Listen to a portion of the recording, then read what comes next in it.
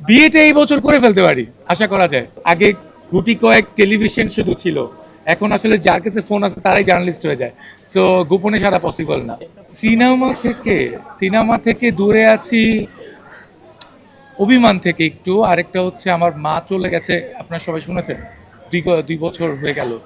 So তখন আমি মায়ের উপরই সময়টা বেশি দিচ্ছিলাম, তারপরে সিনেমা থেকে দূরে সরে গেছিলাম। দেন এরপরে বাবা বলছিল যে তুমি একটু বিজনেসে টাইম দাও। সো আমাদের পারিবারিক বিজনেসে সময় দিচ্ছি একটু।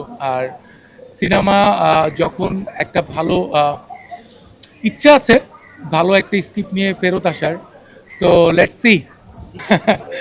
আসলে এটা অনেক বেশি মিস করি যে সিঙ্গেল স্ক্রিনে আমি একটা সময় ভালো কাজ দিয়েছি, এখন আসলে সিঙ্গেল স্ক্রিনটাও অনেক কম।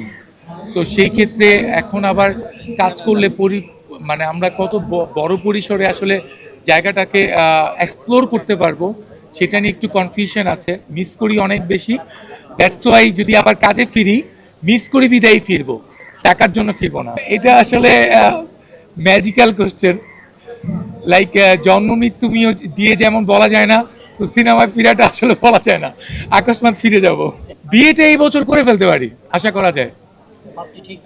পাত্রী ঠিকঠাক অবস্থায় যাচ্ছে, বাবা খুব পরিসরে দেখতেছে। আসলে গোপনে সারতে পারবো না, কারণ এখন সবাই জার্নালিস্ট। আগে আগে গুটি কয়েক টেলিভিশন শুধু ছিল, এখন আসলে যার কাছে ফোন আছে তারাই জার্নালিস্ট হয়ে যায়। সো গোপনে সারা পসিবল না। এর জন্য প্ল্যান করব যে ডাকডোল পিটিয়েই আপনাদের বলেই বিয়ে করবো। লাভ ম্যারেজ আর বাবা দুজনকে মিলিয়ে বিয়ে করব। যদি বাবা পছন্দ না করে সেখানে লাভ ম্যারেজকে প্রাধান্য দিব না। পছন্দের মানুষ যদি আসে সেই ক্ষেত্রে বাবাকে আক্স করবো, বাবার যদি পছন্দ না হয় সেখান থেকে দূরে সরে যাব।